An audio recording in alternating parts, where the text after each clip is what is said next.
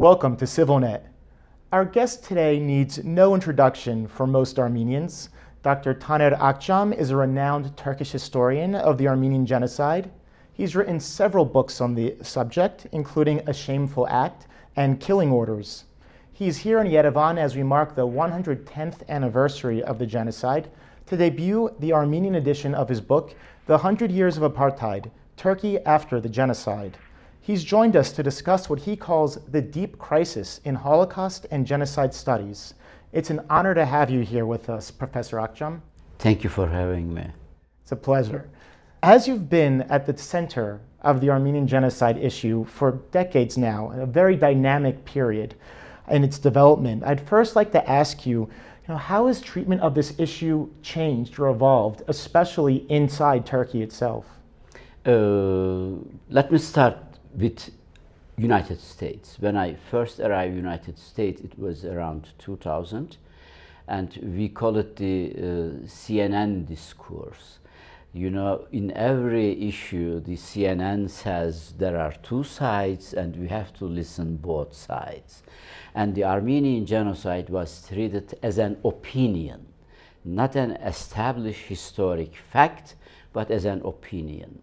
And over the year, I think we succeeded that it is not an opinion, but it is an established fact. And similar development we have in Turkey too.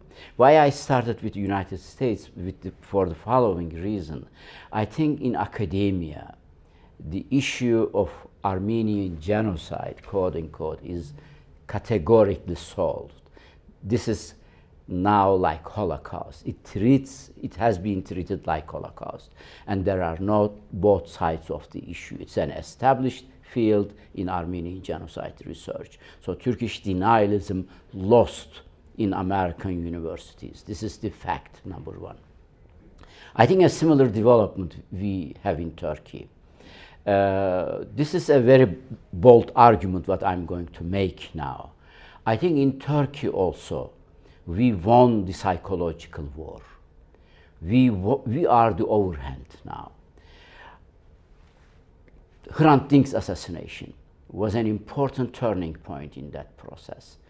I personally remember, I met Hrant 1994 around, and he was publishing Agos, and it slowly grew a civil society movement in Turkey with publication, with commemoration of Armenian genocide. We were able to create another cultural sphere in Turkey, limited but bold with its statement. 2005, the big conference in Turkey was an important turning point. Over the year, I think we won the discourse. What I mean is the following. Hrant is the symbolic figure. He was the symbol. He was dragged from courtroom to courtroom, but he was not alone. Orhan Pamuk had the same experience. I had the same experience. And Hrant's assassination, they dragged us from courtroom to courtroom. Hate campaign, attack, physical attacks. Even in United States, the lecture I was given could only happen under police protection. The American police was protecting me to give lecture in United States. After Hrant's assassination also, this civil rights movement, let me put in that way, grew extensively because of the also growing Kurdish liberation movement. The Kurds won the elections of the municipalities more than all Kurdish cities extensively. And they also started to remember, to commemorate Armenian genocide. And this pushed Turkish government in a defensive position. Today we are not under attack. Today they are not calling us treasoners or that we are a threat to Turkey's national security. Today they are in defensive, and if you look their language has changed. I don't mean that they stopped denying Armenian genocide. Just yesterday, April 24, Tayyip Erdogan made a statement. They started making this statement until after 2012 or 13, I forgot the exact year, official letter to Armenian Patriarchate, every year wording getting more clearer. In the beginning, it used to say, oh, there were Turks and Armenians were killed during those time, and we understand the pain of everybody and so on. Yesterday's statement of Turkish president, it says, we are sorry for the loss of Armenians in 1915, and the foreign ministry made a statement and also asked people not to weaponize Armenian genocide in today's current relations. I don't mean that that the denialism lost its effect and import. Turkish government is still denying Armenian genocide. Still, Turkey has what we call it default mode of denialism. Nothing happened. If something happened, it's Armenians' fault. This is the denialist discourse that we hear. But they are in defensive. And we live under an authoritarian regime now. And there is no freedom of speech. Those opposition people in opposition, most of them are in prison. Selahattin Demirtas is an example. Osman Kavala is another example. And most of the academic left Turkey. There is no space where you can openly articulate Armenian genocide. We were able, Turkish civil society, they were able to commemorate Armenian genocide more than 40 cities in Turkey. It is not the case anymore. But as soon as there will be an opening, you will also experience that actually those who claim that what happened in 1915 was a genocide, they will have the overhand in everyday discourse. This is what I mean that we won the psychological war.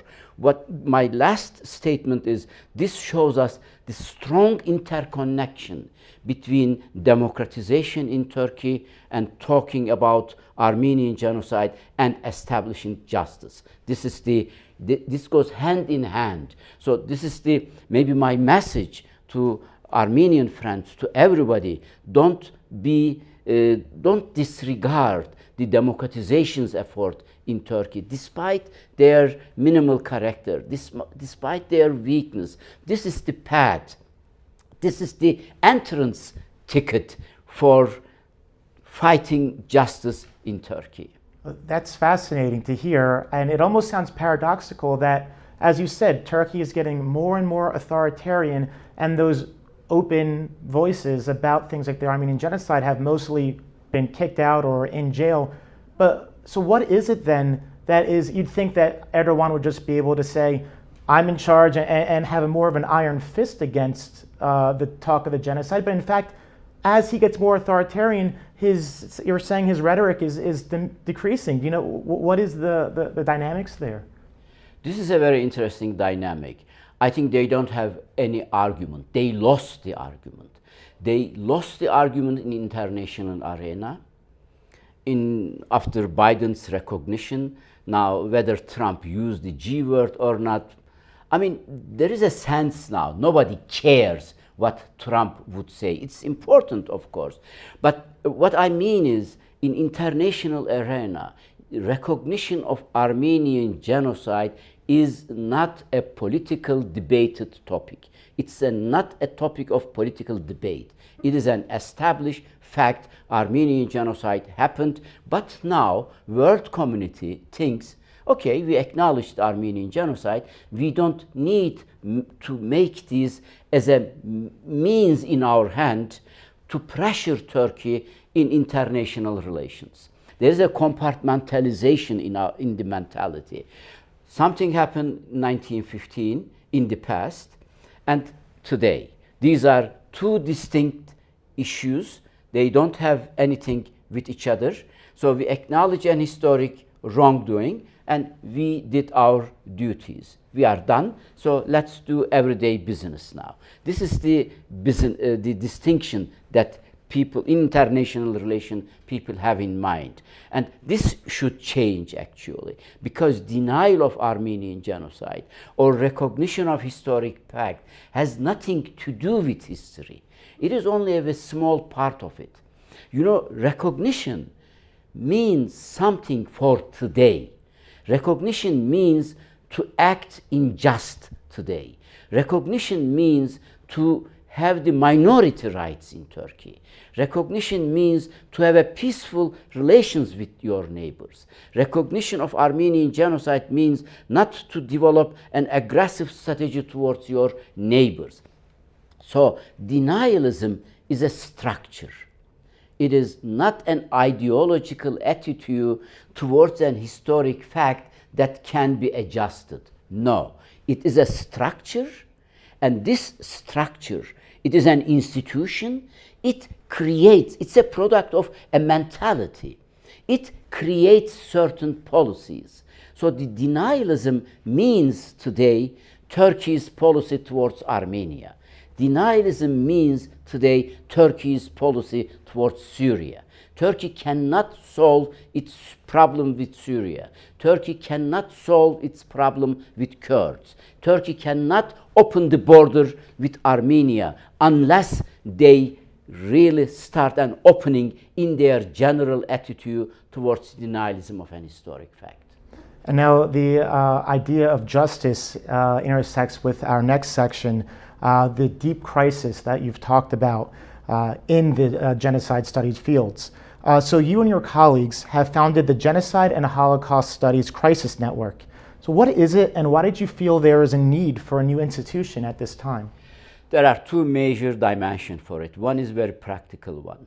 I don't know whether you follow the developments in American universities. Yes. Now the freedom of speech is a serious problem in America. This is unbelievable. A country that was a champion of freedom of speech, a country that proud for the liberties. In that country now, it is almost impossible to talk openly on the genocide in Gaza.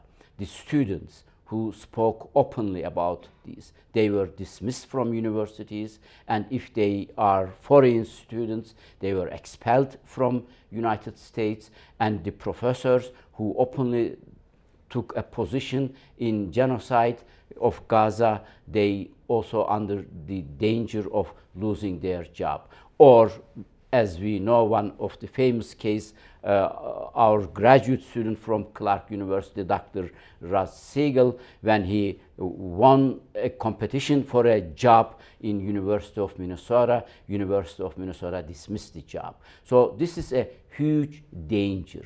And this put the scholars together to fight in the academia against the pressure of United States administration for the freedom of speech. American government cuts the funding for universities. So what is going on the one side is a fight for democratic rights in American universities. And there is a second dimension of the crisis. You know, Holocaust studies or genocide, Holocaust and genocide studies, we used to say in the origin, emerged as a product of Holocaust. And Israel had a special space in these genocide studies because Holocaust symbolized something, the break of civilization, extermination of millions of people, and the state of Israel was symbolizing the other side of Holocaust, namely a state of the victim. So the Israel was the representative of high moral ground in international relations, also in Holocaust studies. It has always a special space. And the main carrier of the Holocaust of genocide studies were the Holocaust scholars. Now we are facing with a fact that, number one, Israel once considered that has a special space and a state of victims commits open a genocide under our watch. And the second, the majority of Holocaust scholars supporting a state's crime openly. If you establish a field saying that we are establishing the field to prevent genocide, to prevent mass atrocities, and if you claim the moral high ground, a group of individuals that represent the morality, that represent the universal human rights, that this group of individuals starts openly justifying a mass atrocity committed by a state, you can only talk about deep crises. So then the discussion that we have, so on the one side, we should do something very practical on American campuses, and the second, let's talk. Let's discuss where we are now in these deep crises, whether it is only a crisis of our field or we are talking here a more universal topic, more general topic, a crisis of our civilization. And in your recent article about this crisis, you mentioned, for example, weaponization of Holocaust memory to justify what's going on in Gaza now, and the use of the term anti-Semitism, use or abuse of that term as it's come to be. So do you think that this is made specifically about Gaza, or is this a wider issue beyond that as well? In my article, I made a comparison between Armenian genocide denial and now weaponization of Holocaust. I think this is a very important comparison. Why I did it? Because those people like myself or all other critical Armenian, Turkish scholar, all scholar who dealt with Armenian genocide or who have been dealing with Armenian genocide, we know all these. The debate now, weaponization of anti-Semitism in Holocaust or in the Gaza crisis, is nothing new for us. This is for me, a deja vu. We know every damn argument that the state of Israel or the Western power like Germany or United States doing, we have experienced this in case of Armenian genocide. Weaponizing anti-Semitism? What about 301? Insulting Turkishness. Talking about genocide was a crime in Turkey. Before Hrant's assassination, it was ingrained in Turkish criminal law, and according to which using the term genocide was a crime. It is not yet there yet. We're getting close to where the anti-Semitism will become a part of really criminal code in United States or in Europe. So every argument that we know in Gaza genocide, Turkish government has been using over the decade. National security, or let me put it more blunt way, terrorism. Hamas is a terrorist organization, and Israel is fighting for the security of Israel, for the very existence of state of Israel. Oh, welcome.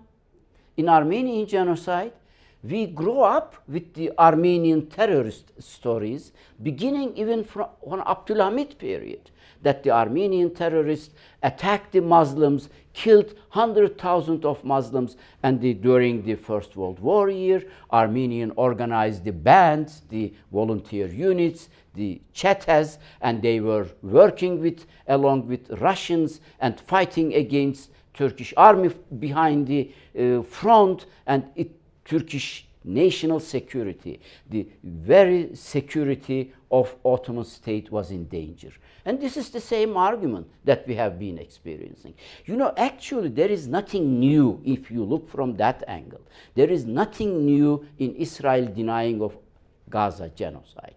Every nation state denies with the standard modes, with the similar methods. This is the pattern, how denials work. And we know that from Armenian genocide. What makes the Israel case so distinguishable because of the Israel and because of the role of Holocaust.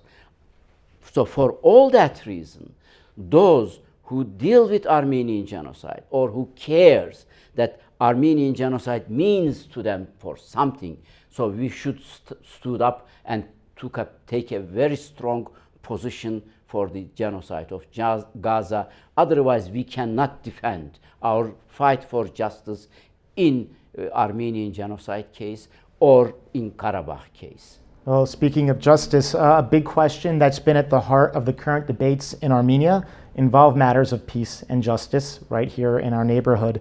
So do you think there can be peace and reconciliation between peoples without justice?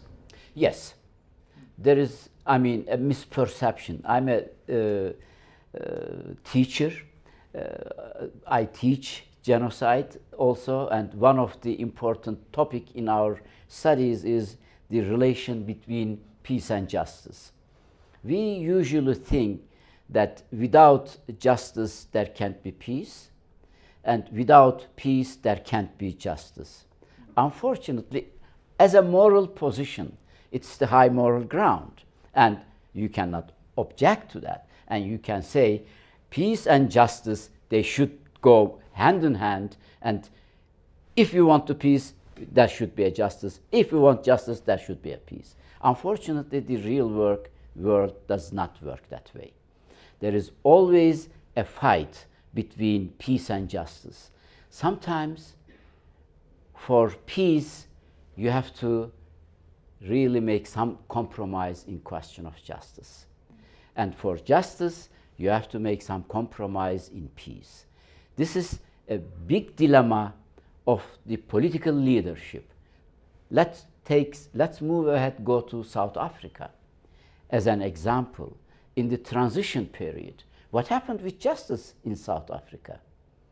For the peace, for the sake of the peace of the society, they had to give up in the question of justice.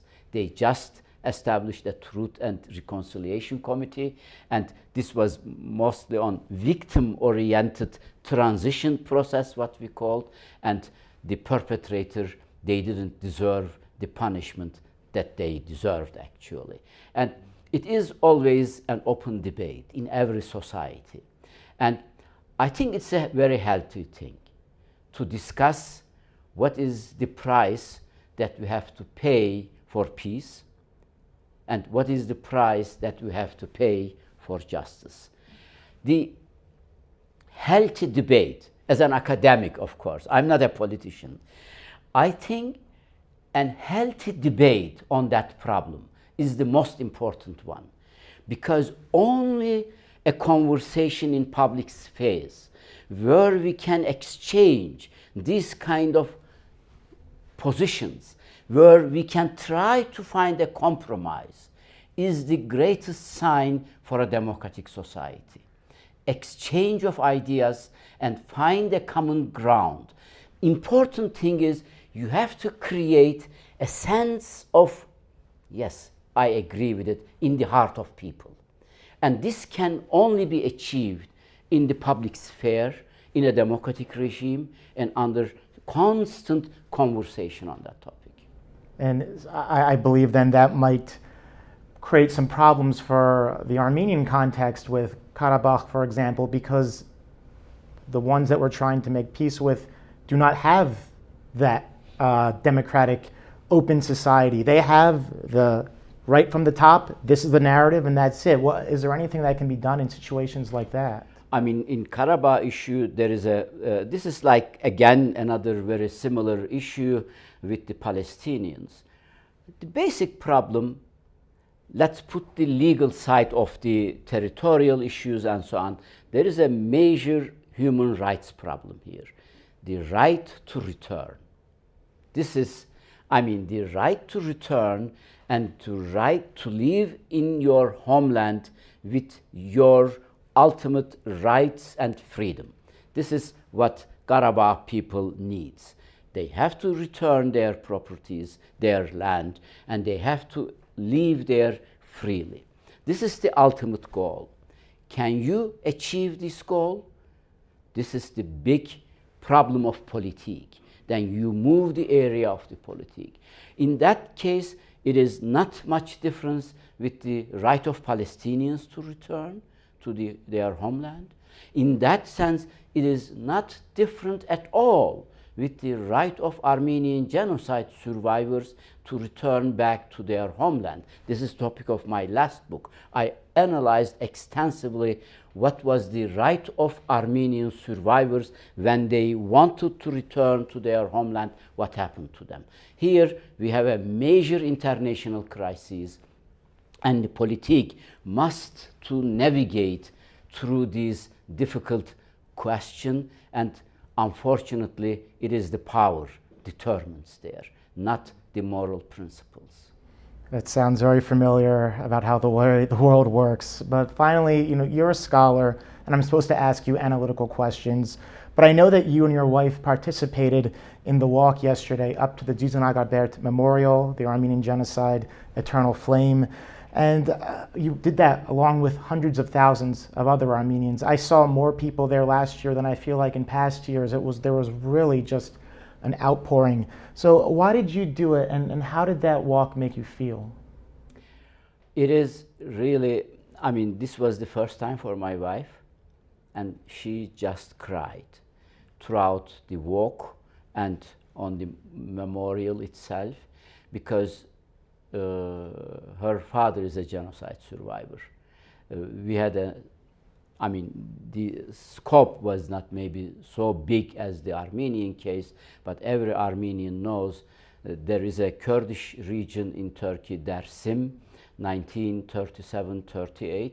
There was a Dersim genocide, and Dersimi people are very well known because during Armenian genocide they saved some of the Armenians. The Armenians are thankful to Dersimi people for saving their lives. And in 1937-38, approximately, we don't know the exact number, between 30 to 50,000 maybe, Dersimi people were exterminated by Turkish army. And one of the reasons, there were several reasons for this extermination policy, but one of them was that they saved Armenian lives during the genocide, and of course they also hid Armenian in 1920s. There was an attempted policy in Turkey 1920s, end of 1920s, to find Armenian in their hiding places and to put them and push them outside Turkey or concentrate them in big cities. So genocide never ended. It continued in 1930s. So this was for her also a moment of remembrance of her father. Her father's family was burned alive, 40 people in the family. And she remembers, of course, that moment. When I was walking there, I always looked at small children. 3 years, 4 years, 5-year children walking with their fathers in silence with a total respect. This is really a huge moving moment for us. It shows if we want to prevent mass atrocities. The issue has nothing to do with Armenians alone. I'm Turkish, and I saw other nationalities at the memorial. We are all human beings, and we all have a heart, and we all have a deep feeling of justice, and we know if we want to prevent mass atrocities in the future, we have to look in the eyes of these 4 or 5 years of kids walking with their parents on silence, going there and showing respect to those that they lost. Hundreds, thousands of people, more than 1 million people were exterminated in 1915, and it shows us where we are today and what we should do today. This is a strong remembrance for us. This is the feeling I had when I was there. Well, thank you so much for your insights, Dr. Akçam. It was an honor and a pleasure to have you here with us. Thank you so much. And thank you for joining CivilNet.